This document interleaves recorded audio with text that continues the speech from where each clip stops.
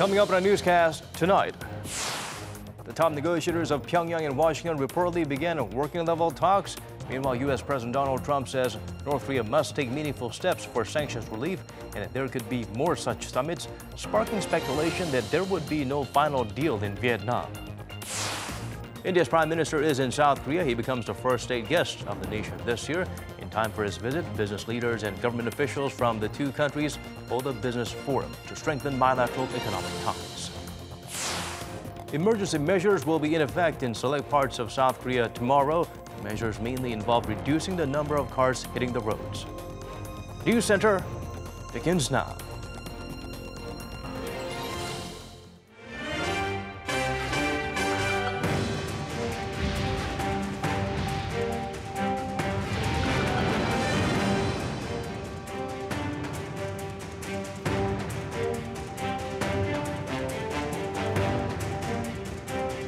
It's 8 p.m. here in Korea, live from our studio in Seoul. This is Arirang News Center. Welcome to our program. I'm Daniel Choi.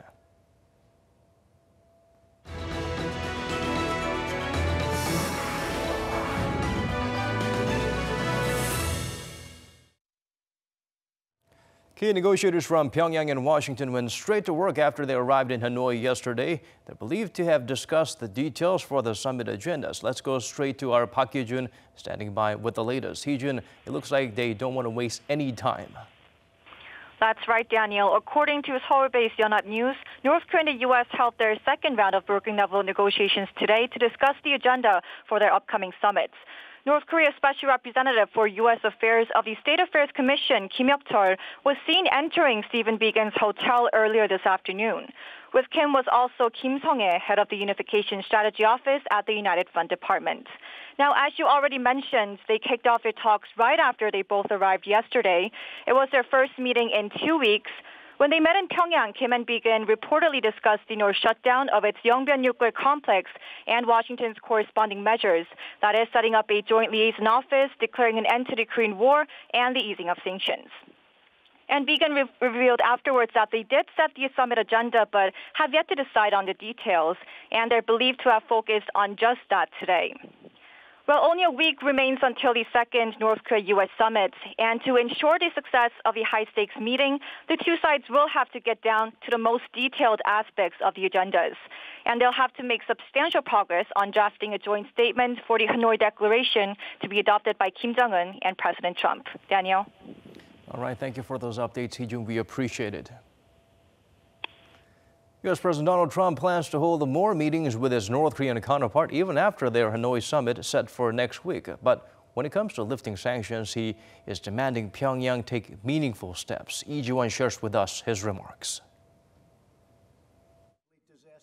U.S. President Donald Trump has again stressed that he and North Korean leader Kim Jong-un have a very good relationship, but that sanctions will be in place until more is done. Hello, everyone. The sanctions are on in full. As you know, I haven't taken sanctions off. I'd love to be able to, but in order to do that, we have to do something that's meaningful on the other side. This comes as President Trump fielded questions from reporters at the White House prior to his bilateral talks with Austria's Chancellor on Wednesday. And as if to further lure North Korea into taking that meaningful step, President Trump also reiterated the potential he sees in North Korea's economy. While stressing that he will be meeting with Kim Jong-un for 2 days this time, President Trump hinted on the likelihood of having more summits with Kim. But we've made a lot of progress. We've made a tremendous amount. That doesn't mean this is going to be the last meeting, because I don't believe it will. But we have subjects to discuss which will be very fruitful, I believe. This comes in line with President Trump saying that he is in no rush over North Korea's denuclearization on Tuesday. He said he doesn't have any pressing time schedule, and that as long as there is no nuclear testing, he's in no hurry. These remarks add to speculation that Trump is trying to lower expectations about the upcoming summit, with no complete denuclearization deal reached this time as well. Some observers suggest the meeting could first settle on a nuclear freeze for now. Lee Ji-won, Arirang News. After the maiden Kim-Trump summit, there's been no visible progress in denuclearization talks. Naturally, many expect their second meeting to produce more tangible results. Park Ji-won turned to some experts for their take on what the focal points of the summit will be. North Korea's denuclearization is the key bone of contention between North Korea and the U.S., and the world is watching to see what agreement the two sides can reach on the matter while they are in Hanoi. During its engagement with North Korea, the Trump administration has revised the condition of the North's denuclearization from its original stance of CVID, complete verifiable and irreversible denuclearization, to so-called FFVD, final and fully verified denuclearization, a softer position aimed at solving the issue more quickly. As both sides are expected to have such more realistic expectations in mind, North Korea experts say Pyongyang and Washington are expected to discuss ways to verify North Korea's denuclearizing steps on some of its nuclear facilities. As it seems, both sides haven't made much progress during their working-level talks. The two countries are expected to exchange specific plans for implementing the dismantlement of previously mentioned sites like Punggye-ri and Dongchangri, rather than trying to reach a grander agreement on denuclearization. It is expected that the North Korean side may offer an invitation of international experts to inspect and verify dismantlement of Dongchangri missile test site and the Punggye-ri nuclear test site, as well as Yongbyon nuclear facilities. Experts also expect Washington's corresponding measures will be another key agenda in Hanoi. While many expect the U.S. to offer North Korea some sanctions exemptions, the punitive measures are expected to remain to some degree. It is still speculative whether there will be some kind of agreements that will help lift at least part of existing economic sanctions on North Korea. Because Trump administration believes that as long as economic sanctions remain in place, North Korean leadership will be under pressure to carry out eventually final and fully verified denuclearization. So the key issue in the second summit meeting between Trump and Kim will not be so much about political and security measures, but it is about economic sanctions. Experts say further discussions on the repatriation of the remains of U.S. troops killed during the Korean War, the establishment of liaison offices in both countries, and some business initiatives like inter-Korean projects are also expected to be on the table in Hanoi next week. Park Ji-won, Arirang News. South Korea has vowed to do everything it can for the success of next week's summit. Ranking lawmakers from the ruling Democratic Party and senior officials from the government and Cheongwon-dae met to discuss the latest developments. The three sides said the summit needs to result in specific details about how the regime and the U.S. will implement the promises made at the first meeting in Singapore last year. Those include fostering new bilateral relations and building permanent peace on the Korean peninsula.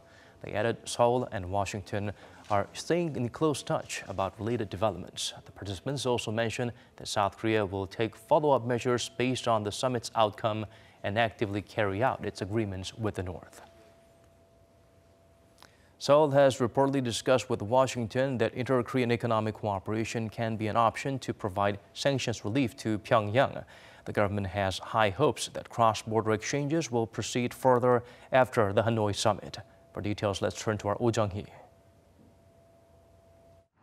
Seoul says South Korea and the U.S. have discussed inter-Korean economic cooperation as a way to offer sanctions relief to North Korea should the regime take concrete steps towards denuclearization. Cooperation refers to several joint projects by the two Koreas currently held back by the sanctions, such as the recent work to connect their railways and roads, the reopening of the joint factory park in Kaesong, and South Korean tours to the North's Kumgangsan mountain. A senior government official told reporters on Thursday that Seoul and Washington have discussed this option because Pyongyang wants to be able to engage economically with other countries, and inter-Korean economic cooperation plays a big role in that. But the official stressed that clearly relief can come only after Pyongyang does something substantial and concrete to denuclearize. While the Kim-Trump nuclear summit is coming up just next week, the official said that Seoul has positive expectations for it. According to him, both Pyongyang and Washington now have a better understanding of what the other wants after their recent exchanges of top nuclear negotiators. And Seoul is also expecting that its exchanges with Pyongyang, which are on hold for now, will be revived once next week's summit is over. Earlier on Friday, Pyongyang notified Seoul that it won't be able to hold a joint event on March 1st to commemorate the movement for Korea's independence from Japan's colonial rule. The two Koreas had agreed at their summit last year to celebrate the date together on the movement's 100th anniversary. According to Seoul, North Korea explained that it doesn't have enough time to prepare for the event, meaning it's busy getting ready for the summit with Washington. 오정희, Arirang News.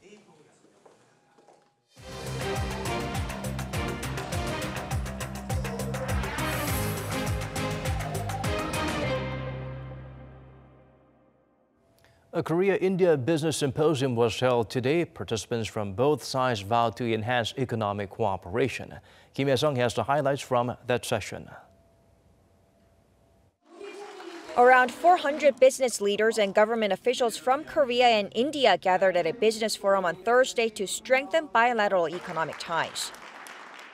Korea was and still remains a role model of economic growth for me. Friends, India today, a country of 1.25 billion people, is going through a great transition, realizing the Indian dream. We seek like-minded partners.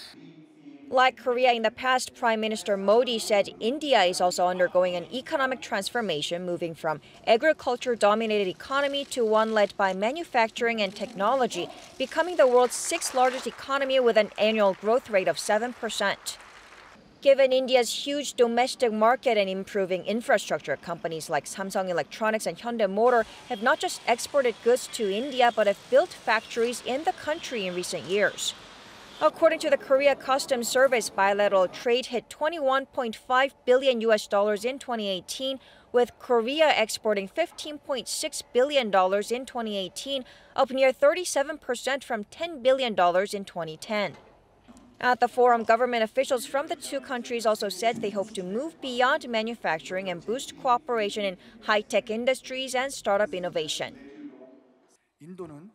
India has invested heavily in infrastructure and 700,000 engineers are produced every year. Korea also has talented young people and technological know-how. It will be a win-win situation to create a startup ecosystem together.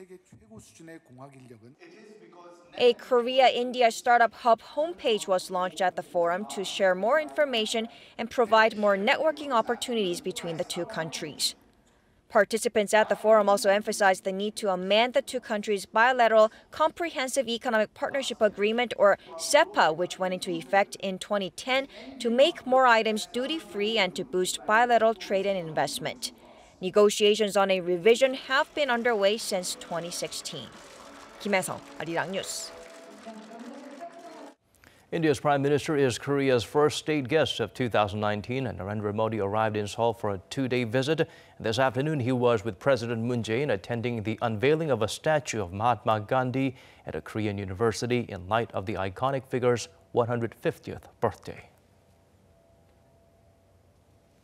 간디의 위대한 정신이 한반도를 넘어 아시아의 평화와 번영으로 실현되길 간절히 기원합니다. Tomorrow, the two leaders will hold a bilateral meeting, followed by an MOU signing ceremony and a state lunch. According to the nation's top office, the duo is expected to discuss ways to expand practical cooperation in various areas, including infrastructure, the defense industry, as well as science and technology. They will also likely reaffirm India's full support for the peace process on the peninsula. This is the PM's first trip to Korea in 4 years. President Moon made a state visit to India last July. President Moon Jae-in offered some words of wisdom today to Korea's young adults. Speaking at a graduation ceremony at Yuhan University, he urged them to take on new challenges and be confident in the face of obstacles put there by older generations. 저는 여러분이 아직 무엇을 이루기에 어리다고 생각하거나 기성세대가 만든 높은 장벽에 좌절하여 도전을 포기하지 않기를 바랍니다. 도전하고 실패하며 다시 일어서는 것에 대해서 두려움을 가져서는 안 됩니다. The South Korean leader went on to point out young people should not have to give up on finding a way forward. He pledged to work to build a society in which anyone can realize their dreams under fair competition and with equal opportunity. Yuhan University is a vocational college established by Yoo Il-han, the late founder of the nation's leading pharmaceutical firm, Yuhan Corporation. He also funded the movement for Korea's independence under Japanese colonial rule. This was Moon's second time speaking at a university while in office. He is only the second sitting president to give a commencement address. South Korea's Supreme Court ruled in a damages lawsuit that the work expectancy age, or the legal age cap until which people can presumed physically capable of doing work, is now 65, an increase of 5 years. The decision was made in tune with the times, considering the country's rapidly aging population. Choi Si-young explains further. For 30 years since 1989, the consensus was that people are physically fit to work at full capacity until 60.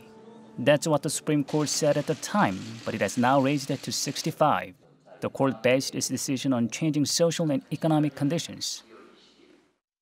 First, a rise in the average life expectancy. In 1989, it was 67 for men and 75.3 for women. By 2017, data changed to almost 80 and 86 respectively. Second, the average retirement age was 72 for men and 72.2 for women from 2011 to 2016. That's considered high among OECD countries. Third, employment law says only seniors 65 or older are eligible for governmental assistance to sustain life, meaning the government thinks people younger than that can sustain themselves. Furthermore, the law says you have to be 65 or older to receive payments from the national pension, starting from 2033. The court went on to say that more seniors are taking part in the country's workforce overall.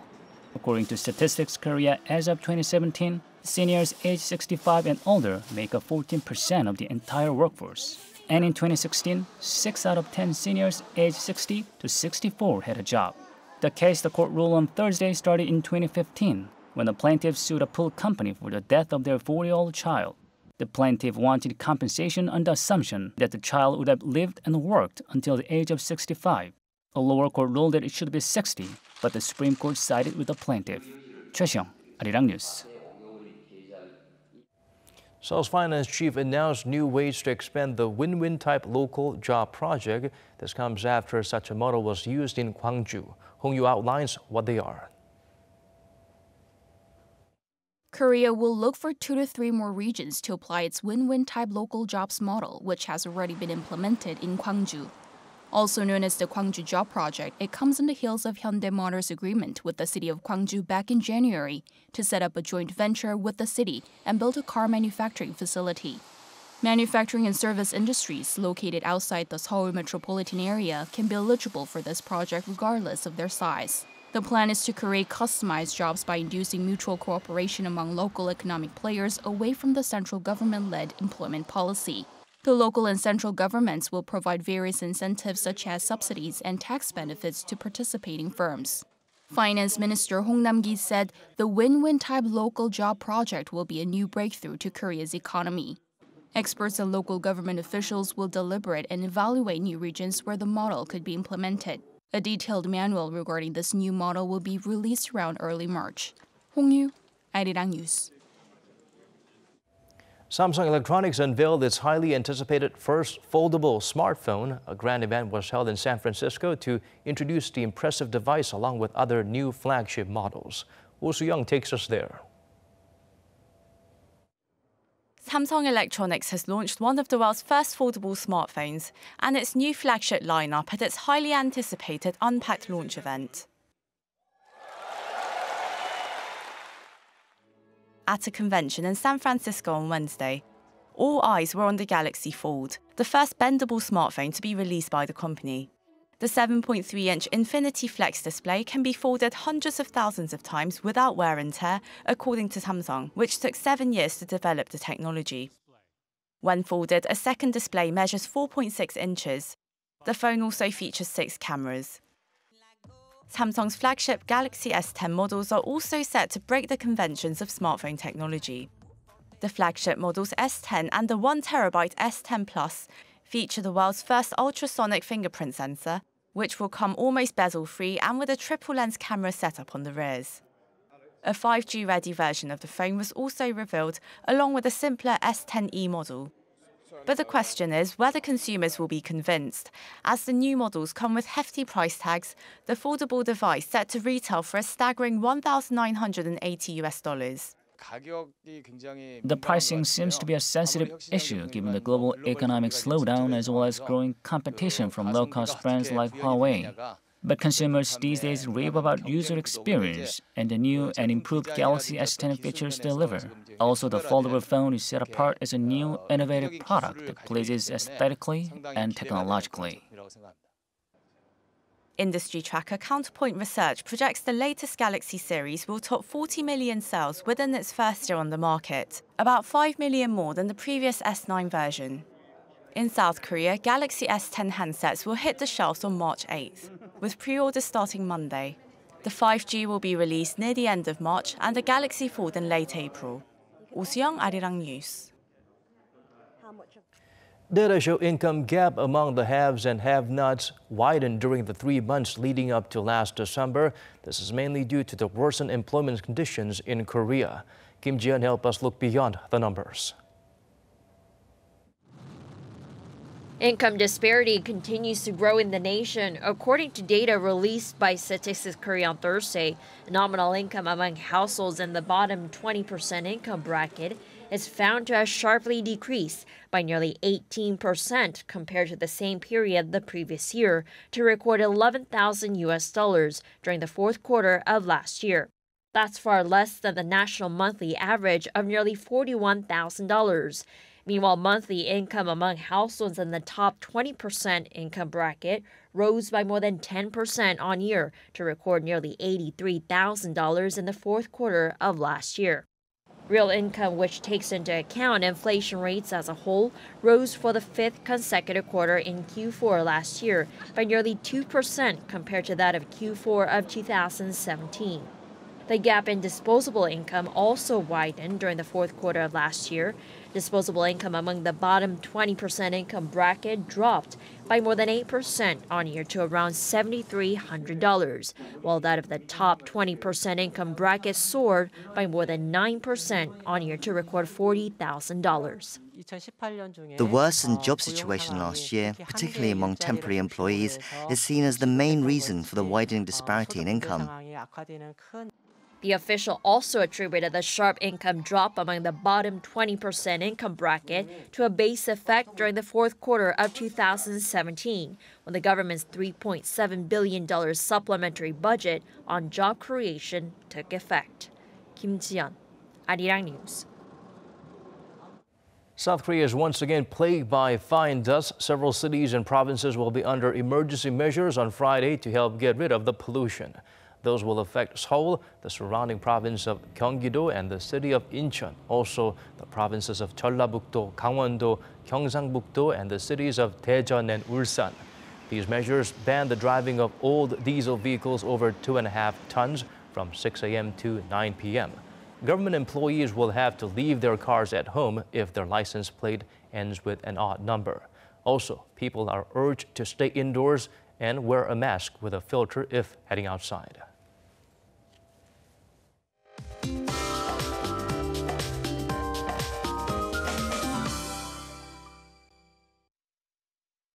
Time to turn to Michelle back at the Weather Center for the updates you need. Michelle, the weather really warmed up, but with the higher temperature, along came more fine dust. Daniel, tomorrow it's going to be as warm as today. Now, but cloudier, and Jeju should see some afternoon showers. And many regions in the nation are under ultrafine dust alerts, and without any rain for the time being, this will only worsen by the day, so keep your masks on. And Seoul will begin Friday morning at -1 degree Celsius. Busan and Jeju Island will feel like spring already. And many regions will see highs in the low teens tomorrow, while Seoul will rise up to 8 degrees. In Hanoi, where the preparations are underway for the second North Korean-U.S. summit, a short-lived rain is expected in various places tonight, and tomorrow will be a gloomy day under lots of clouds. I'll leave you with the weather conditions around the world.